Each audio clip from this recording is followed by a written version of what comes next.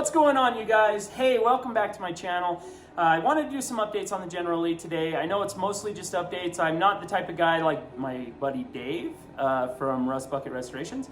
I don't go into a lot of detail. I'm trying to hurry to get this car done for a car show that we're doing. We work with the VFW. We're trying to raise money for the VFW. It's a wonderful car show. We're doing that in July. So I'm trying to have the General Lee done for that particular time. Now, to address a few things. I know a lot of Mopar guys aren't real happy that I've done this to a 69 Charger. But please understand, this was a 1969 Charger 383 car, bucket seats console. That's all that was special with it. It was not an RT, it was not an SE, it wasn't nothing special. The color was silver originally with a vinyl top, of course. But the thing about it is we are doing this car show and we want to promote it in the best way possible, and we've been doing some movie cars. So if you go back through some of my videos, we've done a Starsky and Hutch car, we've done all kinds of different stuff to promote the car show. This car probably, I'm not sure if it'll stay this way. It's just this way right now for advertising, but we have done it correct. So now back to the Dukes purists. So the thing about it is, for the Dukes of Hazzard guys, this is a first season General Lee to the T. We've made sure of it. Between the color, the Boulder Appearance 01, the flag and the General Lees are the same dark colored blue from the first season. It has the cross flags in the back window, the small push bar in the front, the tan interior. I mean, we went the whole 9 yards to make sure that this car was correct. And so we're not just half-assing it. We're straight doing it the way that it should be done and the way that it needs to be done to represent a very special television car. And so where we are right now is I've got all the wiring harness laid in. It's not hooked up, it's just laid in. We did a painless wiring harness. We've got all the tan interior done on the car. We got the roll bar back in the car, as you can see. I had an issue with this window right here. I have to tear my back seat back out, pull the door panel back out because some of the window track has actually come loose and the window ain't rolling up all the way. We have the 440 in the car, the 727 automatic, all that stuff. I bought a whole bunch of parts from 440 Source. 440 Source has been amazing. They had all the brackets I needed, all the pulleys I needed, all the goodies, the power steering pump, the power steering lines, all that kind of stuff. I bought that. It was fairly affordable. And so if you guys are working on a big block Mopar and you need a few little things here and there, check out 440 Source. They have some wonderful stuff. We actually got the, the HEI style distributor for it, so it's just all electronic instead of having to have your coil and all your points and all your stuff like that, just a start and go type of situation. Got it from them, very cheap, very good. Got it and it was awesome. So we've got that in the car at this point. I'm going to be doing a lot more videos. I'm going to try to do a lot more videos. I know I keep saying that, but at the same time, I'm just one guy. And I'm trying to build actually 2 vehicles right now. I was doing 3 because we were building Roscoe's police car. I ended up selling that to have more cash for this and my other project. My other project's a 1964 Chevy C10. Pretty cool little short box truck. We just got it running and driving again. That one's more, what's the word I'm looking for? Half-ass. It's like a rat rod. So it's actually a nice break from the General Lee, because the General Lee is all new parts, 100% where everything needs to go. Everything has to be done a specific way. It's a 69 Charger. You have to do it justice. You can't build one of these cars cheaply and just cobble it the heck together and hope that it's good, because this is a very serious investment and they're worth money. They're worth a lot of money. So you want to protect that investment. The truck, on the other hand, I'm just building a straight rat rod out of that. I just put a 350 Chevy engine in there. It mounted up directly to the original old school 4-speed, not granny gear. It's first, second, third, fourth, 4-speed. I might have to do a clutch on that one, so I'll do some videos on that. We're putting the windshield in this car it's this Saturday, hopefully. It snowed here. It's freezing cold. I don't know if you can still see my breath. The heater's finally starting to warm me up. I ran out of propane this morning, so it's been really cold. But guys, let me give you a little bit of a walk around of the car and kind of show you where we're at and what we've done, so you can kind of understand how much has happened since the last time I posted a video about the car. So as you can see here, we've got all the clips in place for the windshield molding. Some of the headliners still kind of hanging. A lot of that's just going to be trimmed as we go along. But then the windshield gasket can go in here to put the front windshield in. But let's come around here and I'll open the door. You can see my lovely wiring. I had to run it under the carpet before I put the carpet in. So this is a painless wiring harness. Awesome, awesome, awesome products from those guys. It's literally listed like every half inch to inch on the wire, what the wire is specific to. But these are the seats. I covered them. It's cold, but as you start sitting in them more and more, they'll start to pull a little more into shape, but they actually turned out really well. The door panels, the upper pads, the dash, all that stuff. This was all just the spray vinyl dye that we used. And it's incredible, actually. I found this stuff on the internet through a Dukes of Hazzard forum. Let me see, I'll show you real quick. It's called Color Coat, and that's the part number for this tan. But it actually matches really well to the headliner. This headliner obviously wasn't dyed. This came in this color. And then another thing is I still have to pull the headliner down here in the back and get the final tight on it. I am not a professional by any means doing this kind of stuff, and headliners suck. So I got to come in here with the heat gun. You can actually still see where it's creased slightly right there from being in the box. I got to pull the back corners back down. It's sealed around the back window, and the back window actually is installed now. The back seat turned out wonderful, and I actually used some memory foam pad in the bottom of the seat. It is so comfortable back there, I can't even tell you. Console was painted, it's all been put in, and it's ready to go. Roll bar is in. And again, this window fell off.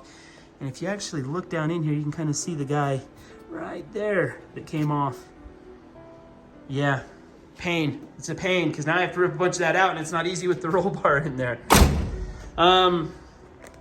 Let's see. Let me see if I can show you some more of these updates of stuff that we've done to the car. Just mostly the interior. The back window is in. All the trim is in around the back window. We got all that stuff done. But here's a view from this side of the interior so far. And it turned out really well as far as all that goes. The carpet went in really nice. The only problem with the carpet was trying to figure out how to cut around a lot of the stuff for like the shifter and the mounting brackets that go in there. I just kind of had to wing it, but actually it turned out really well. You can see some just leftover scraps from the headliner are sitting there. And the dash isn't fully bolted, so the dash kind of looks funky right now, but I had to pull the dash back out in order to get all the windshield wiper stuff in because that was kind of a pain in the neck to try to do with the dash in. Here you can see the 440's in here. It's all dusty. I have new valve covers for it, and I actually had some headers because we're having some interference with this exhaust manifold, obviously on the steering right there. I got all the brake stuff hung with the pedals on the inside, and then again, my wiper stuff. That was, like I said, good thing I didn't have the dash fully installed because I could go ahead and do that again. But this is some of the stuff I got from 440 source, like this distributor. We got a whole bunch of stuff in here as well. That was like all my pulleys and all my stuff, power steering lines, pulleys, brackets, and my power steering pump, which is sitting here in the box. Yeah, right there. And so all that stuff has to go on. I did get, this is just a Champion radiator. I found it online. It's actually really nice. It fits a car pretty well. It's just sitting in there right now. You can see it's not even. I've got to drill some holes to get it to work properly. I believe, for some reason, it's a 383 car, but it has the smaller core support for a smaller radiator. But anyway, this will work just fine, and so we'll get that going on. But like I said, I painted all this underneath here too, and in the Dukes of Hazzard they didn't. You can actually see where the water had run down from when I was cutting and buffing on the clear coat. I still got to do a lot of cleanup and stuff under here, but yeah, so you know, but the Dukes of Hazzard, this was all black. They usually black this out because they would just spray the outside of the car, and then they'd black this because it was usually the color of the Charger that they had actually put together, and it wasn't the right color, so they would just black it out. So when I got this car, obviously you guys have watched some of the videos. It was in a million pieces. It's been a ton of work to put that back together. It kind of sucks when somebody tears a car completely apart and doesn't really label much and stuff like that. I've got like piles of nuts and bolts, brackets, pieces on my floor. I have two separate ones because they were marked interior and exterior, but they didn't say what exactly. So you have like this trim that runs along the top roof line of the car right here at the door and goes above the back window right here. I had to search and do it. I had to do a bunch of searching online to find out what screws were correct for that. It's been astronomical. It's been crazy. But just trying to dig through all of this to find the right little pieces. Like there's these little J clips that holds this trim right here. The trim that runs right along the quarter panel at the window right here. J clips. Okay, I've only found two. I have to either order the rest of them, and that's how I've had to do this.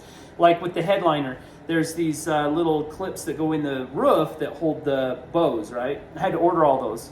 because I could only find like 3 of them, and most of them were bent and destroyed, and then when you try to bend them back, they would snap off because they were so old. So some of it's going back together with the original stuff, some of it's going back together with new stuff, some of it's going together probably with the wrong stuff. Like, I'm not that guy that's going to be like, oh, this isn't the proper screw, you know, for this. It just, if it's close enough, I'm going to use it. But for the most part, I've been really lucky. So digging through these piles, I'm just sitting here on the floor like a little kid, like separating bolts and screws and looking, comparing, holding it up, looking on the internet, trying to figure out which ones were right. And so, yeah, it's a painstaking process, but it's coming together really good. This weekend, we're going to be doing the windshield. I'm going to try to film that. I have a potty mouth, so if you guys hear some bad words or something, you'll know. But again, it should be fairly simple. I've done gasket style windshields before. I did one on a 56 Chevy. I've done one on a 55 Chevy. Those are a little more complicated because of how the curvature of the glass is. It makes it kind of a pain. Now, this is a more of a flat, slightly curved piece of glass. It shouldn't really be that big of a deal. I'm just going to get the garage nice and warm. I'm going to use a lot of petroleum jelly and just kind of work it in as I go along, try to get it to just go in. And once that's done, we're going to start on the engine transmission. We're going to get that going. So we're going to try to do some more filming and things like that, and try to get this to just be more of a channel car. I haven't really, because there's just so much. And it's hard to try to set up because I'm filming on my phone right now, but I have a GoPro, but it's hard to find places to mount the GoPro in order for you to see what I'm doing, especially when I've got my arms in the air trying to stretch the headliner, and I've got my wife pulling on stuff and I'm pulling on stuff, and just back and forth, stop, try to figure out a plan, try to go back, it's an incredible amount of work. So I definitely kudos to the YouTubers who can do all this stuff and manage it. It's definitely a skill that needs to be learned. So guys, stay tuned. I will be back with more stuff, and I will be introducing the 64 Chevy to the channel, and it's basically a rat rod, so it's a lot more fun, because the Generally's become work at this point, but the truck is more fun. It's just more laid back. It doesn't really matter. Just get it to go, and that's all that there is to that one. So guys, take care of yourselves. I will be back with more stuff.